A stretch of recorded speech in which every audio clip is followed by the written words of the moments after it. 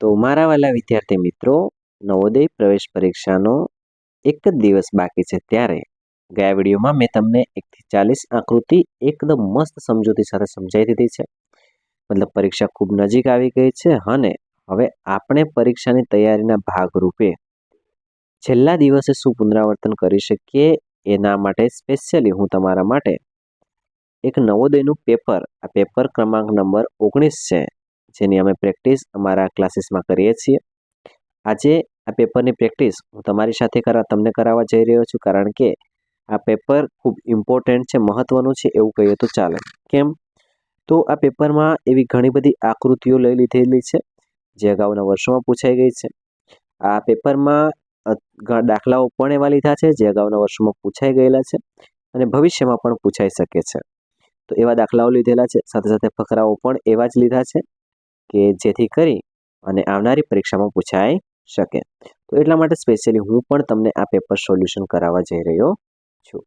Okay મિત્રો, તો સૌથી પહેલો જે પ્રશ્ન છે એ છે 1.01 1.01 બરાબર ખાલી જગ્યા ટકા. 1.01 બરાબર ખાલી જગ્યા ટકા.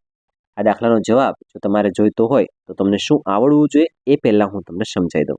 તો મિત્રો, તમને આપેલી જે સંખ્યા હોય એ સંખ્યાને ટકામાં ફેરવતા આવડવું જોઈએ. શેમાં ફેરવતા આવડવું જોઈએ? ટકામાં. એટલે શું? તો જો તમારે એટલું યાદ રાખવાનું, આપેલી સંખ્યાને જો તમારે ટકામાં ફેરવવી હોય તો 100 જોડે ગુણાકાર કરવાનો. શું યાદ રાખવાનું? 100 જોડે ગુણાકાર. એટલે કે આ 1.01 ને તમારે ટકામાં ફેરવવી હોય તો 100 જોડે ગુણાકાર કરવાનો. ઠીક છે? અને જો કોઈ સંખ્યા ટકામાં આપેલી હોય, શેમાં આપેલી હોય? ટકામાં.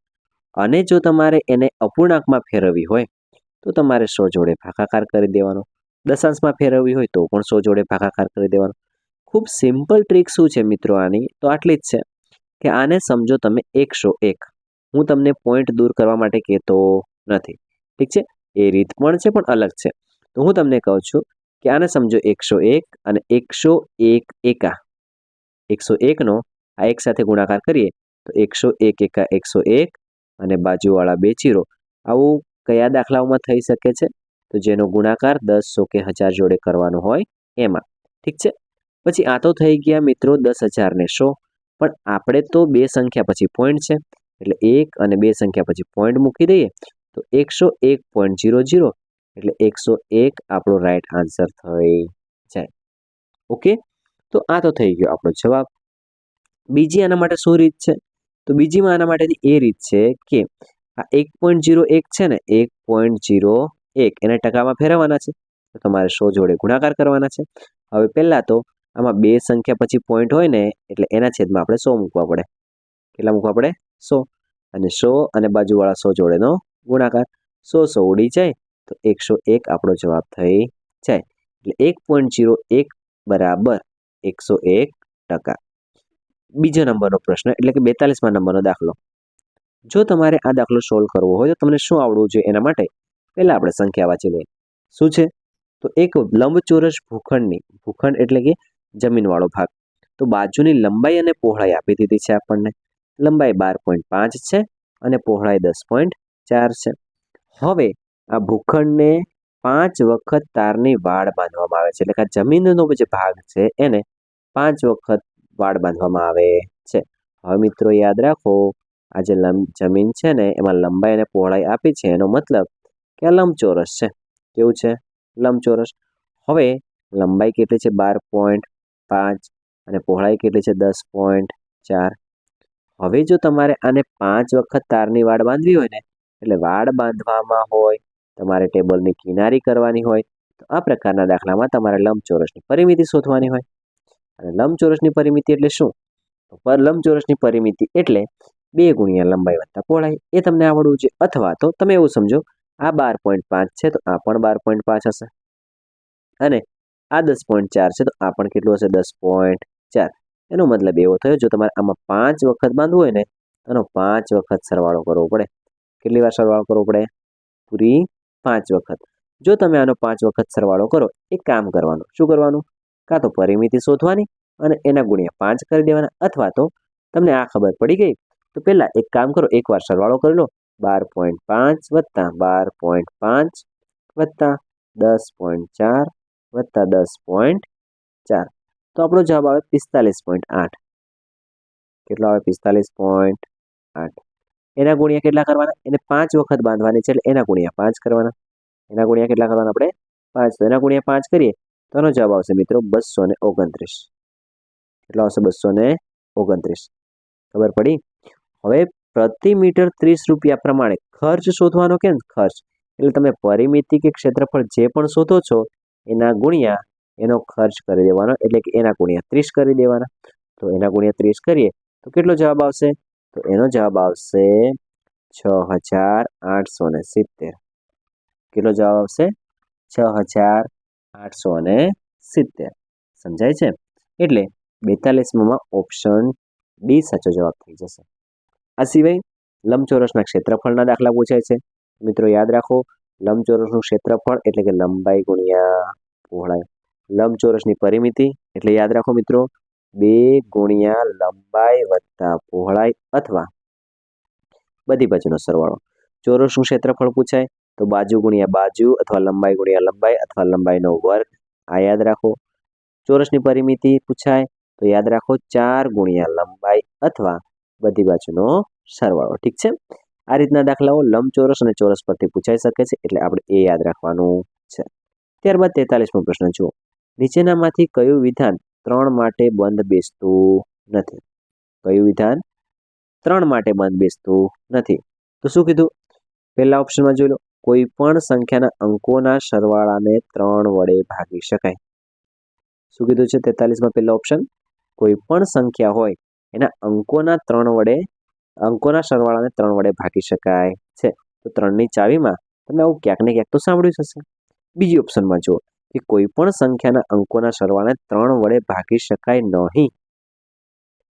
એવું 3ની ચાવીમાં 3 માટે બંધ બેસતું નથી એવું કીધું છે.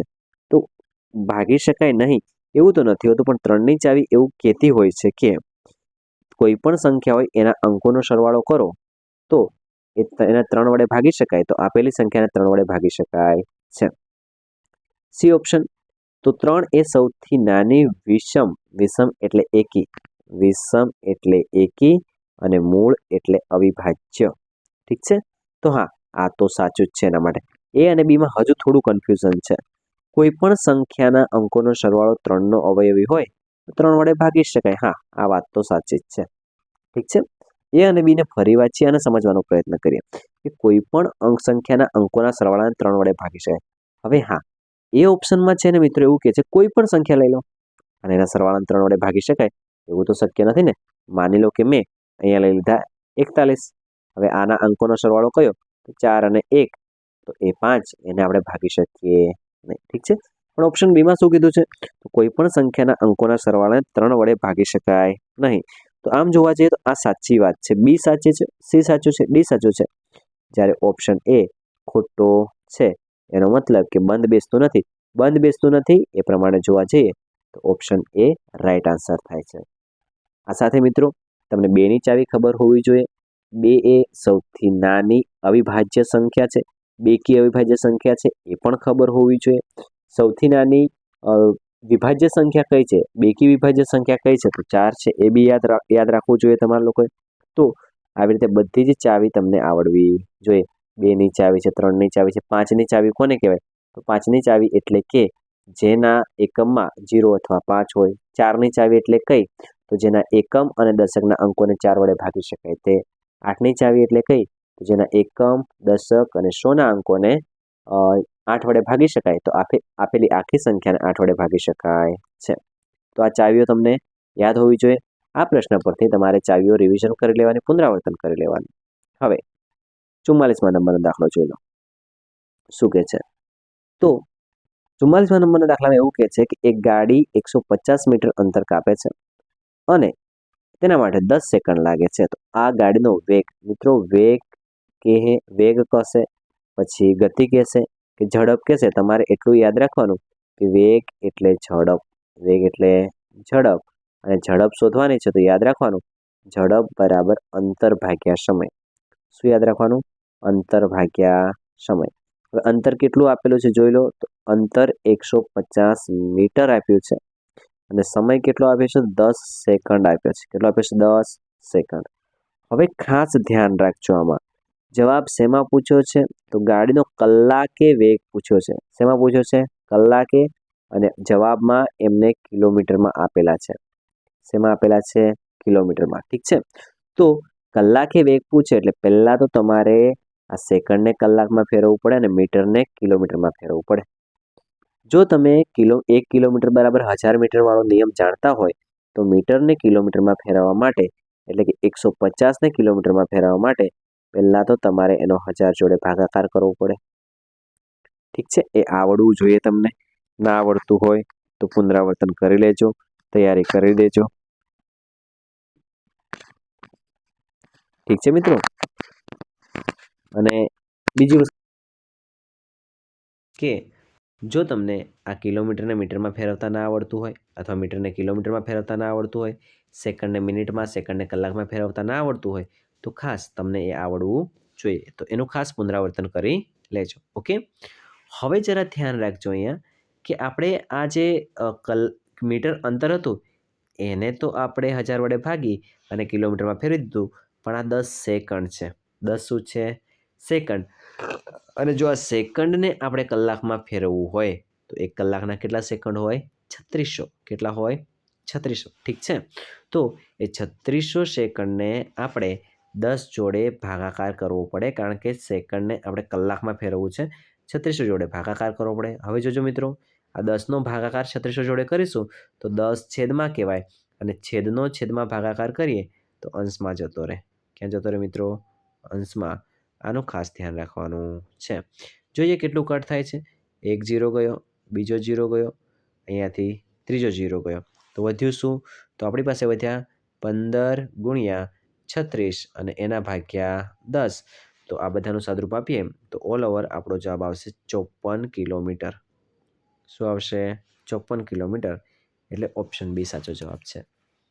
શું આવડવું જરૂરી છે આ પ્રકારના દાખલા આવે? તો આ પ્રકારના દાખલામાં તમને ઝડપ આવે તો યાદ રાખવાનું અંતર ભાગ્યા સમય. શું યાદ રાખવાનું ઝડપ માટે? અંતર ભાગ્યા સમય. ઠીક છે. પછી જો તમારે સમય યાદ આવે તો અંતર ભાગ્યા ઝડપ યાદ રાખવાનું અને અંતર શોધવા કે તો સમય અને ઝડપનો ગુણાકાર યાદ રાખવાનો. એટલે આ સૂત્રો પણ તમારે રિવિઝન કરી લેવાના. વિવિધ એકમો કિલોમીટર, મીટર એ બધા એકમો પણ તમારે રિવિઝન કરી લેવાના, તૈયાર કરી લેવાના. એટલે જો આવા દાખલા આવે તો ભૂલ પડે નહીં. ઠીક છે મિત્રો. તો આ ખાસ ધ્યાન રાખવાનું અને આના જેટલા પણ સૂત્રો છે એ યાદ કરી લેજો, એકમો યાદ કરી લેજો. એના પછી 45મો દાખલો કે કઈ રકમનું 10% લેખે 10 વર્ષનું સાદું વ્યાજ 10 રૂપિયા થાય? કઈ રકમ? રકમ એટલે તમને પી મુદ્દલ ખબર નથી. કઈ રકમનું 10% લેખે? 10% શું છે? આર છે. 10 વર્ષ, 10 વર્ષ શું છે? સમય એટલે મુદત એન અથવા ટી છે. સાદું વ્યાજ, વ્યાજ એટલે શું? ઇન્ટરેસ્ટ આઈ આપેલા છે. ઓકે. પી આપેલા નથી, પી શોધવાના છે. મિત્રો તમને આઈનું સૂત્ર આવડવું છે પહેલાં વ્યાજનું. તો વ્યાજ I is equal to P R N અથવા પી આર ટી ભાગ્યા 100 એ તમને આવડવું છે.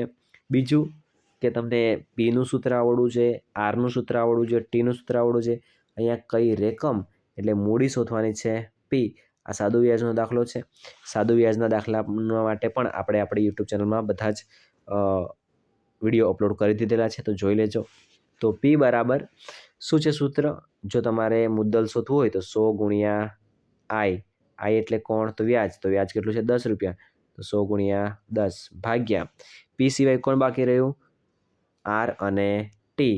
તો આર પણ 10 છે અને ટી પણ 10 છે. ઠીક છે.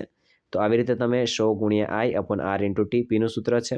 આરનું સૂત્ર કહીએ તો 100 ગુણ્યા I upon P into T અને ટીનું સૂત્ર કહીએ તો પણ આના જેવું જ કે 100 ગુણ્યા I upon P into R. ઠીક છે મિત્રો. અને વ્યાજ શોધવા કે તો વ્યાજ શોધવા કે તો વ્યાજનું સૂત્ર તમને આવડવું છે. I is equal to P R N upon 100 100 P R T ભાગ્યા 100. તો બધા સૂત્રો જે છે સાદું વ્યાજના છે એ તમારે ચેપ્ટરમાં રિવિઝન કરી લેવાના, તૈયાર કરી લેવાના. એના જેવો એકાદ દાખલો આવવાની શક્યતા છે. ઓકે. ઉડાડીએ શું શું ઉડે છે? 1 0 ગયો, બીજો 0 ગયો, તો વધ્યા કેટલા? ખાલી 10. એનો મતલબ કઈ રકમ? તો રકમ 10નું 10% લેખે 10 વર્ષનું સાદું વ્યાજ 10 રૂપિયા થશે. ઓકે, ચાલો. તો આશા રાખું છું આમાં પણ સમજ પડી ગઈ હશે. હા, બીજી વસ્તુ યાદ રાખજો, વ્યાજ મુદ્દલ પૂછે કોઈ દાખલામાં. શું પૂછે? વ્યાજ મુદ્દલ. વ્યાજ મુદ્દલ માટે મુદ્દલ અને વ્યાજનો સરવાળો કરી દેવાનો છે. ઓકે, ચાલો 46મો દાખલો જોઈ લઈએ. શું કહેવા માંગે છે? બે દશાંશ સંખ્યાઓનું ગુણનફળ. બે દશાંશ સંખ્યાઓ એટલે કે બે પોઈન્ટવાળી સંખ્યાઓ. એક આ સંખ્યા છે ધારો કે, અને એક આ બીજી સંખ્યા છે. આ બંનેનું ગુણનફળ કેટલું આપ્યું છે આપણને? 17.522 અને 5 આપ્યું છે. એક દશાંશ સંખ્યાનું મૂલ્ય 8.15 હોય તો બીજી સંખ્યા કેટલી? હું તમને સિમ્પલ આવું સમજાવું. બે દશાંશ સંખ્યાઓ, ધારો કે એક સંખ્યા આ છે અને બીજી સંખ્યા આ છે. આ બંનેનું ગુણનફળ એટલે કે ગુણાકાર કેટલો આપ્યો છે આપણને? 17.522 આપ્યો છે. હવે એક દશાંશ સંખ્યામાંથી 8.15 હોય. કઈ હોય? 8.15. તો બીજી સંખ્યા કઈ છે એ શોધવું હોય તો તમારે શું કરવું પડે?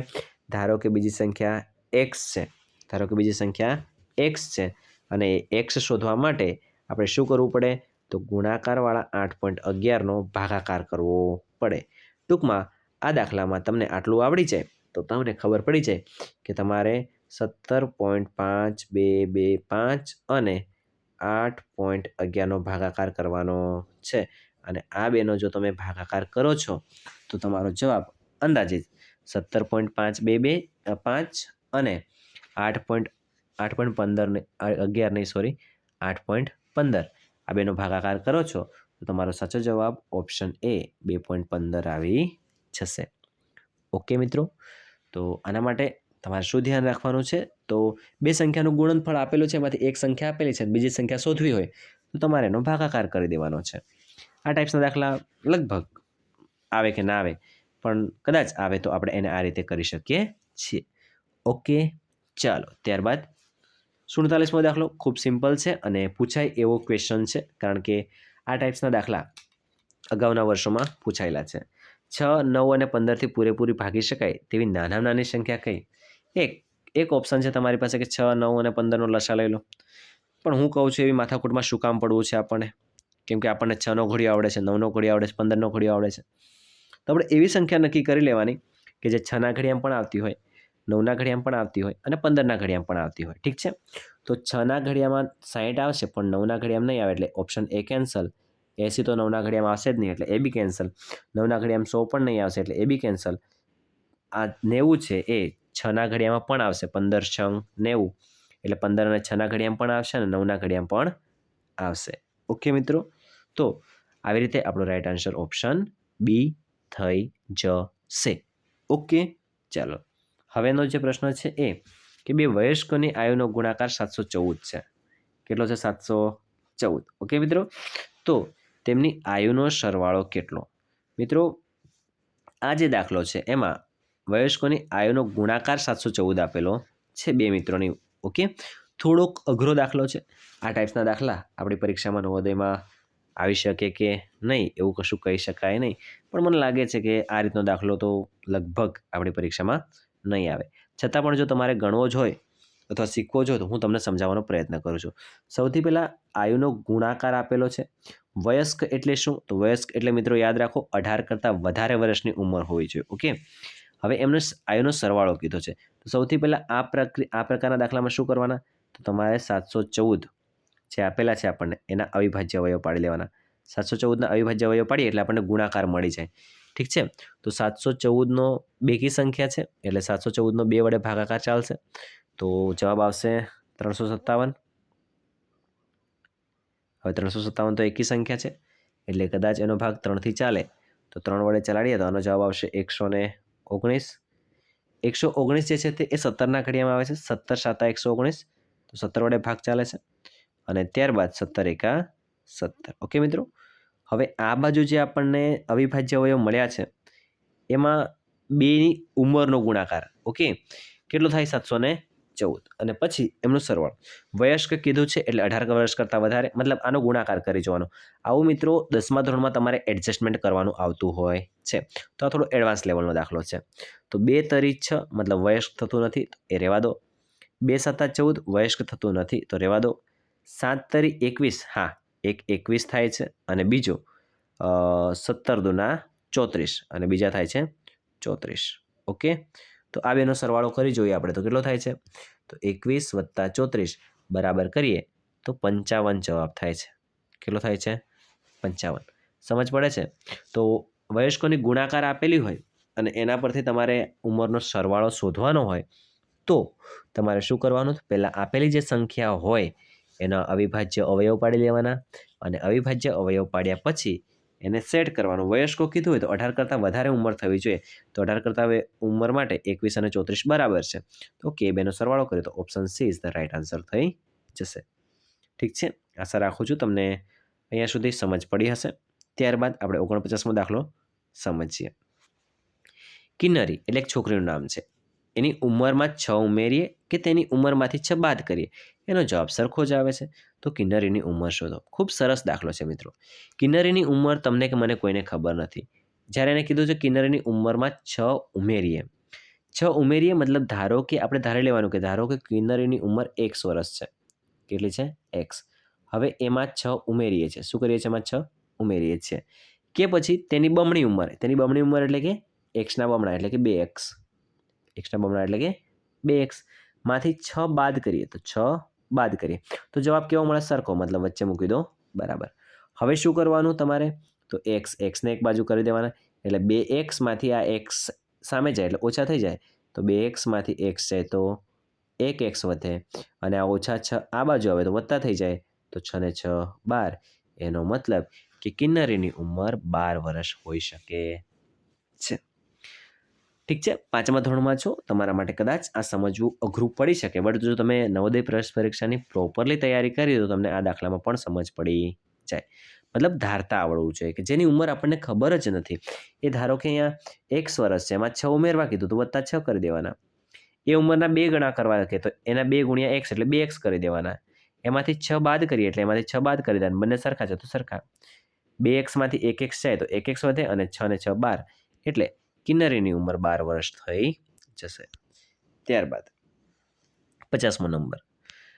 50મા નંબરમાં સંખ્યા કેટલા છે, એકમ, દશક, સો, હજાર, 10, હજાર, લાખ. તો લાખ, 1 લાખ અને 1 એક એવી સંખ્યા છે. તો પહેલું મિત્રો કે આ વિષમ સંખ્યા છે. યાદ રાખો, વિષમ એટલે એકી સંખ્યા. વિષમ એટલે એકી સંખ્યા. મૂળ એટલે અવિભાજ્ય સંખ્યા. હવે આટલી મોટી સંખ્યા જે છે તે અવિભાજ્ય છે કે નહીં એ ચેક કરવું થોડું અઘરું છે, એના માટે ગણતરી પણ લાગે. આપણી પરીક્ષામાં પૂછાય તો મિનિમમ તમને અવિભાજ્ય સંખ્યા જે છે તે કેટલા સુધી આવડવી જોઈએ, તો 1 થી લઈને 100 સુધી આવડવી જોઈએ. અવિભાજ્ય સંખ્યાઓ કેટલા સુધી આવડવી જોઈએ, 1 થી 100 સુધી. 1 થી 100ની અવિભાજ્ય સંખ્યાઓ, 1 થી 100ની વિભાજ્ય સંખ્યાઓ, એકી બેકી સંખ્યાઓ આવડવી જોઈએ. જોડમૂળ સહમૂળ સંખ્યાઓ આવડવી જોઈએ. પ્રાકૃતિક પૂર્ણ સંખ્યા, પ્રાકૃતિક સંખ્યા, આ બધી નાની મોટી જે પણ સંખ્યાઓ છે એ બધી તમને આવડવી જોઈએ. ઠીક છે, તો આટલી મોટી સંખ્યા તો આપણી પરીક્ષામાં ના પૂછાય કે આ કેવી સંખ્યા છે, બટ અત્યાર પૂરતું યાદ રાખો કે આ એકી સંખ્યા છે. અને 50મા પ્રશ્ન પ્રમાણે જોવા જઈએ તો આમાં ઓપ્શન ડી એ અને બી બંને આવશે. ઠીક છે મિત્રો, એના પછી 51મા પ્રશ્નમાં જઈએ. તો 51મો પ્રશ્ન શું કહે છે, એક વાહન સૌપ્રથમ 4 કલાકમાં 60 કિલોમીટરની ગતિએ, દેખો સમય આપ્યો છે અને 4 કિલોમીટર પ્રતિ કલાકની ગતિ એટલે આ ઝડપ આપી દીધી છે. સમય અને ઝડપ આપ્યું છે મતલબ આનું અંતર ખબર નથી આપણને. આટલું જુઓ ને એટલે તરત આઈડિયા આવી જવી જોઈએ. ઠીક છે, ત્યારબાદ 6 કલાકમાં 50 કિલોમીટર પ્રતિ કલાક એટલે ફરી પાછું શું કર્યું, એને સમય આપી દીધો અને ઝડપ પણ આપી દીધી.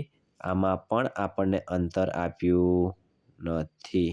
ઓકે, તો વાહને કુલ કેટલું અંતર કાપ્યું હશે, મતલબ આમાં અંતર શોધવું પડશે ને આમાં અંતર શોધવું પડશે. પહેલાં 4 કલાકમાં 60 કિલોમીટર, તો 4 ગુણ્યા 60 કરીએ તો આપણો જવાબ પહેલાં જે અંતર કાપ્યું છે એણે 240 અંતર કાપ્યું છે. પછી કેટલું કાપ્યું છે, તો 6 કલાકમાં 50 કિલોમીટર મતલબ કે 300 કિલોમીટર અંતર કાપ્યું છે. કુલ કેટલું અંતર કાપ્યું છે, કુલ અંતર કાપ્યું એના માટે તમારે સરવાળો કરી દેવાનો. સરવાળો કરીએ તો 0, 4 ના 4 અને 3 ને 2 5, 300 ને 200 500 અને 540 કિલોમીટર એટલે કે option A is the right answer. સમજાય છે મારા વાલાઓ? આવી રીતે દાખલાઓને ગણી શકીએ છીએ. પણ આ દાખલામાં પણ તમને શું આવડવું જોઈએ, તો તમને આવડવું જોઈએ એ છે સૂત્ર. શું આવડવું જોઈએ, સૂત્ર. સૂત્ર આવડતા હશે તો ફટાફટ દાખલા ગણી દેશો. ઠીક છે, ત્યારબાદ 52મો પ્રશ્ન સમજીએ. વર્તુળના કેન્દ્ર આગળ બનતા બધા જ ખૂણાનો માપનો સરવાળો કેટલો? મિત્રો, વર્તુળના કેન્દ્ર આગળ પૂછે તમને બધા જ ખૂણાના માપનો સરવાળો, તો મિત્રો યાદ રાખો, વર્તુળના કેન્દ્ર આગળ 1 90નો બને તો આવો બને, બીજો 90નો બને તો આવો બને, ત્રીજો 90નો બને તો આવો, અને ચોથો 90નો બને તો આવો. આવા ચારે ચાર ખૂણાઓને જો આપણે ભેગા કરીએ તો આ થઈ જાય ટોટલ 360. એટલે યાદ રાખો, વર્તુળના ત્રણેય ખૂણાના માપનો સરવાળો 360 હોય. કાટખૂણાનું માપ કેટલું હોય? તો 90 હોય. પછી કાટખૂણો પછી ગુરુકોણનું માપ કેટલું હોય? તો 90 કરતાં વધારે હોય. પછી તો સરળ કોણનું માપ કેટલું હોય? તો 180 હોય. બીજું ખાસ યાદ રાખવાનું એ છે કે ત્રિકોણના ત્રણેય ખૂણાના માપનો સરવાળો 180 થતો હોય છે. કેટલો થતો હોય છે? 180. ઠીક છે. તો પ્રતિબિંબ કોણ છે, આ બધા જ ખૂણાવાળો પાઠ જે છે એને પણ રિવિઝન કરી લેજો. એમાંથી પણ કોઈક ને કોઈક દાખલા આવી શકે છે. ઠીક છે. ત્યારબાદ આપણે આગળનો દાખલો સોલ્વ કરીએ. 53મો મજાનો દાખલો છે. સૌથી પહેલાં આ દાખલો છે મિત્રો કૌના ભાગુશબાનો. શું કરવાનું તમારે? સૌથી પહેલાં નાના કાઉન્સથી સ્ટાર્ટ કરવાનું. કોણ છે નાનો કાઉન્સ? તો જોઈ લો, અહીંયા 15માંથી 11 જાય છે ને, 209 9 / 11 છે. તો પહેલાં તો કાઉન્સની અંદરવાળા એટલે આ લોકોનું સાદરૂપ આપવાનું. તો પહેલાં 43 અને 15 એમના એમ રહે, અથવા તમને એમ થાય એ તો બે એકલા જ છે ને ગુણાકારમાં, તો 43 × 15 રહેવા દેવો. અત્યારે સૌથી પહેલાં 43 × 15 ને પડી રહેવા દો, ભાગ્યા કેટલા આપ્યા છે આપણને? તો ભાગ્યા આપ્યા છે આપણે સૌથી પહેલાં 209 / 11. મિત્રો કાઉન્સમાં છે અને કાઉન્સમાં જે 209 / 11 છે એનો ભાગાકાર કરશો તો તમારો જવાબ આવશે 19. કેટલો આવશે? 19. ઓછા 15માંથી 11 જાય તો કેટલા વધશે? તો 15માંથી 11 જશે તો 4 વધશે. ઓકે. હજુ કોને સાદરૂપ આપવાનું? કાઉન્સને. તો 43 અને 15 ને એમના એમ રહેવા દેવાના, ભાગ્યા 19માંથી 4 જશે તો વધશે કેટલા? ખાલી 15. 15 / 15 જોઈ લો, અહીંયા 15 / 2 15 ઉડી ગયા તો વધ્યા કેટલા? ખાલી 43. જોયું? નાનકડું દાખલું છે, જોઈને ગભરાવો નહીં. 43 આપણો જવાબ થઈ જશે. ટૂંકમાં આ રીતના દાખલા આવે તો પહેલાં કોને સાદરૂપવાનું? કાઉન્સમાં. કાઉન્સમાં પણ કોને? ભાગાકાર, ગુણાકાર, સરવાળા, બાદબાકી એ પ્રમાણે છે. ભાગુશબા કહેવાય એટલે પહેલાં ભાગાકાર કરવાનો, પછી ગુણાકાર, પછી સરવાળો અને પછી જ બાદબાકી. ઓકે. ચાલો હવે જરા 54મો દાખલો જોઈ લઈએ. સંખ્યા 18,018 ને 18થી ભાગી શકાય છે. તો હવે 5 અંકની સૌથી નાની સંખ્યા જે 19થી શરૂ થતી હોય, પહેલાં ઓપ્શન એ કેન્સલ, કેમ કે એમાં 4 જ સંખ્યાઓ છે. ઓકે. હવે આમાંથી જોઈ લેવાની 19થી શરૂ થતી હોય સૌથી નાની સંખ્યા કઈ છે? તો આ છે 19,008, આ છે 19,019, આ છે 19,010. તો 10, 19 અને 8માં સૌથી નાની સંખ્યા કઈ છે? Option B. કોઈ જ ગણતરી નથી, મગજ લગાવો, જવાબ મેળવો. ઓકે મિત્રો. એના પછી 55. એક દુકાનદારને 30 રૂપિયામાં 1 ડઝન પેન્સિલ મળે છે. કેટલી? 30 રૂપિયામાં 1 ડઝન પેન્સિલ વેચવાથી 10 રૂપિયાનો લાભ થાય છે. તો દુકાનદારને કેટલા ટકા લાભ થયો? પહેલાં તો સમજો, 30 રૂપિયામાં 1 ડઝન એટલે કે 12 પેન્સિલ એને વેચવાથી 10 રૂપિયાનો લાભ થયો. 10 રૂપિયાનો લાભ થયો એનો મતલબ કે આ ભાઈએ જે પેન્સિલ લીધી હશે ને એ ખરેખર એની ખરીદ કિંમત 20 હશે. 20 હશે અને 30 રૂપિયામાં વેચી હશે તો 10 રૂપિયા લાભ થાય ને. ખબર પડી? એનો મતલબ એની મૂળ કિંમત જે હશે કેટલી? આ કેટલા ટકા લાભ, મતલબ નફો આપણે ટકામાં શોધવાનો છે. અને નફો ટકામાં શોધવા માટેનું મિત્રો એક સૂત્ર છે. શું છે સૂત્ર? તો આવું સૂત્ર છે કે નીચે આવે મૂળ કિંમત, ઉપર આવે નફો અથવા ખોટ, એના ગુણ્યા 100. ખબર પડે છે? આ સૂત્ર તમે જો નફો ખોટ પાઠ ભણ્યા હશો તો તમને પણ યાદ હશે. તો નીચે ખરીદ કિંમત, ઘણા બાળકો ભૂલ શું કરે, એમાં 30 લખી નાખે મૂળ કિંમતમાં. મિત્રો 30 રૂપિયા એ એમને 10 રૂપિયા લાભ થવાની સાથેની કિંમત છે. તો કેટલામાં ખરીદી હશે? તો આ મિત્રએ ખરીદી હશે 20 રૂપિયામાં. ઠીક છે. કેટલા રૂપિયા લાભ થયો? તો 10 રૂપિયા. ઉપર લખો, એના ગુણ્યા 100 કરો, એથી ઉડશે 0 0 ઉડી ગયા, 2 5 10 એટલે કે 20 5 100, અને ઉપર વધ્યા 10 5 50. તો 50% નફો થયો આ ભાઈને. કેટલા ટકા મિત્રો? 50%. ડાયરેક્ટ બી ખબર પડે કે 20 રૂપિયામાં લીધું, હે ને? 20 રૂપિયામાં લીધું એ ખરીદ કિંમત છે, અને 30 રૂપિયામાં વેચ્યું એનો મતલબ 10 રૂપિયા, એટલે પૂરા 20ના અડધા 10 એટલે 50% ફાયદો થઈ જાય છે. તો આ પ્રકારના દાખલા આવે તો આવી રીતે સોલ્વ કરી શકીએ છીએ. 56મો દાખલો શું કહે છે? 100 સેન્ટીમીટર લાંબા તારથી એક આયત, આયત એટલે મિત્રો યાદ રાખો ચોરસ આકાર, લંબચોરસ આકાર કે જેને 4 બાજુને 4 ખૂણા હોય એને આયત કહી શકીએ છીએ આપણે. ચતુષ્કોણ જેવું, કોના જેવું? ચતુષ્કોણ, કે જેની 4 બાજુ અને 4 ખૂણા હોય એ આપણા માટે શું છે? આયત. ઓકે, 100 સેન્ટીમીટર લાંબા તારમાંથી બનાવ્યો છે. 100 સેન્ટીમીટર લાંબા તારમાંથી એનો મતલબ કે અહીંયાથી શરૂ કર્યો હશે, અહીંયાથી લઈને આખો જે ભાગ છે એ 100 થયો હશે. એનો મતલબ બાજુ કેટલી હશે? તો મેક્સિમમ બાજુ હું આની વિચારું છું, જો આના 400ના 4 સરખા ભાગ કરીએ તો 25, 25, 25, 25 બને. ઓકે, અને આયતનું અધિકતમ ક્ષેત્રફળ કેટલું હોય? અધિકતમ ક્ષેત્રફળ એટલે એનું મેક્સિમમ ક્ષેત્રફળ કેટલું હશે? જો આ 4 બાજુ સરખી હોય 25, 25 તો 25 ગુણ્યા 25 કરીએ તો આનું મેક્સિમમ ક્ષેત્રફળ 625 થઈ શકે. પહેલાં તો શું કરવાનું? 100 સેન્ટીમીટર લાંબા તારના 4 સરખા ભાગ કરવાના, 4 બાજુ મળી જાય. ઓકે, પછી એનો ગુણાકાર કરી દેવાનો, લંબાઈ ગુણ્યા પહોળાઈ અથવા લંબાઈ ગુણ્યા લંબાઈ. ઓકે મિત્રો, ક્ષેત્રફળ શોધવું ફરીથી યાદ કરાવી દઉં. ચોરસનું ક્ષેત્રફળ શોધવું હોય તો લંબાઈ ગુણ્યા લંબાઈ, લંબચોરસનું ક્ષેત્રફળ શોધવું હોય તો લંબાઈ ગુણ્યા પહોળાઈ. ઓકે, 100 મીટર લાંબા તારમાંથી બનાવવામાં આવે છે, એનો મતલબ કે આ એની પરિમિતિ છે. શું છે એની પરિમિતિ? અને બાજુ કેટલી છે? 4. 4 બાજુ સરખી જ હોય છે, એટલા માટે અહીં આપણે એની સરખા ભાગ પાડ્યા છે અને 25, 25 જવાબ સમજ્યા છીએ. ઓકે, ચાલો હવે જરા હું તમને 57મો દાખલો સમજાવી દઉં. ગુણોત્તર અને પ્રમાણનો દાખલો છે. આવી શકે એવો કે 9 કિલોગ્રામ અને 7 કિલોગ્રામનો 7 કિલોગ્રામ 200 ગ્રામનો ગુણોત્તર કેટલો? યાદ રાખો મિત્રો, ગુણોત્તર એટલે ભાગાકાર અને ગુણોત્તરમાં એકમ સરખા જોઈએ. શું કરવાનું? ગુણોત્તર આવે, ગુણાકાર કરે છે ઘણા બાળકો તો ભૂલ કરે છે. અહીંયા ધ્યાન રાખજો, શું ભૂલ કરે છે કે એ લોકો ગુણાકાર કરે છે. ગુણોત્તર એટલે ગુણાકાર સમજાય છે મિત્રો. ગુણોત્તર એટલે ગુણાકાર નહીં પણ ભાગાકાર. એકમ સરખા હોવા જોઈએ. આ 9 કિલોગ્રામ છે ને આ 7 કિલોગ્રામ 200 ગ્રામ છે. એક કામ કરો, બધાને ગ્રામ કરી નાખો. આ 9 કિલોગ્રામ એટલે 9000 ગ્રામ અને નીચે 7 કિલોગ્રામ એટલે 7000 ગ્રામ અને બીજા 200 એટલે 7200 ગ્રામ. 2 0 તો ઉડી જ ગયા અહીંયા. ઉપર વધ્યા 90 એટલે 9 દાન 90 અને 72 એટલે 9 8 72. આવી રીતે કટ કરતા આવડે છે ને દાખલો ફટાફટ આવડી જશે. 9 ઉડી ગયા. આમાં જોઈ લો 10/8 એટલે 10/8 વાળો એક ઓપ્શન નથી, હજુ કટ થાય છે. જોઈ લો 10 એટલે 5 દુ 10 અને 8 એટલે 4 દુના 8. ફરી 2 ઉડી ગયા તો વધ્યા કેટલા? 5/4. એને કહેવાય મિત્રો 5/4. 5/4 એટલે ઓપ્શન ડી આપણો રાઈટ આન્સર છે. ગુણોત્તરવાળા દાખલા આવી શકે છે. ગુણોત્તર આવે તો શું યાદ રાખવાનું છે? ગુણોત્તર આવે તો ભાગાકાર કરવાનો છે. એકમ સરખા કરીને ભાગાકાર કરવાનો, એક ખાસ ધ્યાન રાખજો. ઓકે મિત્રો, અત્યાર સુધીમાં આપણે 57 દાખલા, 40 આકૃતિના પ્રશ્નો અને બાકીના 17 પ્રશ્નો આપણે ગણિતના સોલ્વ કરી ચૂક્યા છીએ.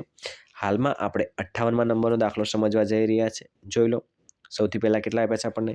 1 છે, 2 છે, પછી 4 છે, પછી ચલો અહીંયા જરા લખીએ. પહેલાં 1, પછી 2, પછી 4, પછી 7, પછી 11. તો હવે કેટલા આવશે? સિમ્પલ મગજ લગાવવાનું તો. પહેલાં 1 હતા, કેટલા હતા? 1. કેટલા થઈ ગયા? 2. કેટલા થઈ ગયા? 2. મતલબ વધ્યા કે ઘટ્યા? જોઈ લો, 1 હતા અને 2 થઈ ગયા, મતલબ વધ્યા. કેટલા વધ્યા મિત્રો? 1 +1 થયા. ઓકે, નો પ્રોબ્લેમ. પછી જોઈ લો 2 ના 4 થઈ ગયા, મતલબ વધ્યા ઘટ્યા? વધ્યા. કેટલા વધ્યા? 2. 4 ને 3 7. કેટલા વધ્યા? 3. પછી 7 ને 4 11. કેટલા વધ્યા? 4. સિમ્પલ. જોઈ લો, પહેલાં 1 વધ્યા, પછી 2 વધ્યા, પછી 3 વધ્યા, પછી 4 વધ્યા. તો હવે કેટલા વધશે? 5. 11માંથી 5 વધે તો કેટલા થાય?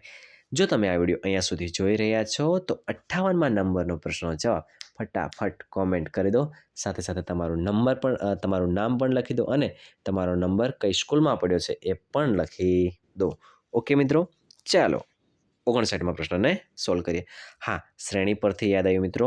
શ્રેણીમાં તમારે વર્ગ શ્રેણી, ઘન શ્રેણી, એકી સંખ્યા શ્રેણી, બેકી સંખ્યા શ્રેણી, જેટલી પણ શ્રેણીઓ આપણને આપેલી છે એ બધી શ્રેણીઓ તમારે તૈયાર કરીને જવાનું છે. ઓકે, એટલે આ પ્રકારનો કોઈ પણ દાખલો આવે આપણને આવડી જવો જોઈએ. ઘડિયા શ્રેણી પણ ઠીક છે. ચાલો હવે 59મો જે પ્રશ્ન છે ને મિત્રો એ નવોદય પ્રવેશ પરીક્ષામાં પૂછાયેલો દાખલો છે એવું કહીએ તો ચાલે, કેમ કે આવો જ દાખલો 2 વર્ષ પહેલાં નવોદયની પ્રવેશ પરીક્ષામાં પૂછાઈ ગયો છે. શું આપ્યું છે કે નીચે આપેલા વિવિધ જાતના કાપડામાંથી નિમ્ન એટલે ઓછી કિંમતનું કાપડ કયું છે? ઓછી કિંમતનું કાપડ, ઠીક છે. ઓછી કિંમતનું કાપડ માટે ઓપ્શન આપ્યા કે 16 મીટરના 384, તમારે યાદ રાખવાનું 1 મીટરના કેટલા ભાગાકાર કરી દેવાનો, 21 મીટરના 525 તો 1 મીટરના કેટલા ભાગાકાર કરી દેવાનો, 17 મીટરના 340 ભાગ્યા 17 કરી દેવાનો એટલે 1 મીટરના મળી જાય, 28 મીટરના 588 તો 1 મીટરના કેટલા. ઓકે, તો ઓપ્શન એ પ્રમાણે અહીંયા બધામાં જ તમારે શું ભાગાકાર કરી દેવાના એટલે તમને ખબર પડી જાય કોની કિંમત ઓછી છે. પહેલાં 384 ભાગ્યા 16 કરીએ તો આપણને પહેલું ઓપ્શન એમાં છે એની કિંમત મિત્રો 24 રૂપિયા મળે છે 1 મીટરના. ઓકે, ઓપ્શન બીમાં ચેક કરી લઈએ, જોજો કેટલા છે તો 525 એના ભાગ્યા 21 કરીએ તો 25 રૂપિયા મળે. કેટલા મળે છે? 25. Option C. 340 અને 340 ભાગ્યા 17 કરીએ તો આપણને મળશે 20. કેટલા મળશે? 20. ઓપ્શન ડીમાં જોઈએ 28 એટલે 588, 588 ભાગ્યા 28 કરીએ તો આપણને મળે છે 21. કેટલા મળે છે? 21. આપણને શું કીધું છે?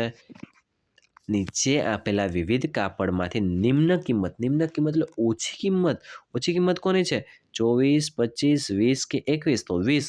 એના માટે option C is the right answer થઈ જશે. અને વધારેમાં વધારે કિંમત કોની છે એનો જવાબ ફટાફટ કોમેન્ટ કરી દો. ઓકે મિત્રો, ચાલો આજનો આપણો છેલ્લો દાખલો ગણીએ છીએ એવું કહીએ તો ચાલે. કયા વિભાગનો ગણી રહ્યા છીએ આપણે? વિભાગ 2 અંકગણિતનો સોલ્વ કરી રહ્યા છીએ. કુલ 20 દાખલા સોલ્વ કરવા માટે મને 36 મિનિટ અત્યારે થઈ ગઈ છે, લગભગ 40 મિનિટ થઈ જશે સમજૂતી આપતા એવું લાગે છે. તો એક વર્ગમાં 180 વિદ્યાર્થીઓ છે. કેટલા વિદ્યાર્થીઓ છે મિત્રો? 180. એમાંથી 2/5 ભાગના છોકરા છે. આવા દાખલા આવે ને મિત્રો એટલે ગુણાકાર કરી નાખવાનો. શું કરી નાખવાનો? ગુણાકાર. 140માંથી 2/5 શું છે? છોકરાઓ છે. છોકરીઓની સંખ્યા કેટલી? કુલ કેટલા છે? 180. હવે એમાંથી 2/5 આપ્યું છે એનો મતલબ આનું જે સાદુરૂપ આપશો ને તમે ગુણાકાર કરીને 180 ગુણ્યા 2 અને એના ભાગ્યા 5 કરશો એટલે લગભગ 72 આવશે. કેટલા આવશે? 72.